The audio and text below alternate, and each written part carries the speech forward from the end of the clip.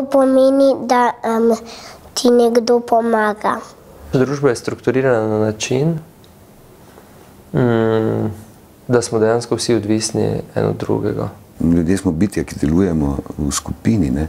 V prvo staro pravilo več glav, več vem. Če sodelujejo 3 ljudje, dajo rezultat, kot da bi delovalo 10 ljudi. V zboru morajo biti ljudje, ki znajo svoj ego prilagoditi drugim, ki se znajo pogovarjati, ki znajo slišati in ki znajo dogovorom slediti.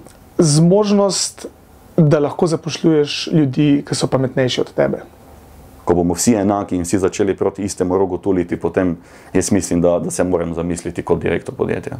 Več ko bo sodelovanja, več bo uspehov. Kako zadovoljni ste, če se ljudje okrog vas z vami ne strinjajo? Po reakcijah svojih sodelavcev hitro otkriješ, kje si ga posral. Jedan lider možda može lansirati neku ideju, ali ako nema fantastične i fanatične suradnike, nemoguće ju je do kraja ostvariti. Bayern München, ja, tam je ekipa kompletno perfekt, kot raketna. Noben ne sme biti slab.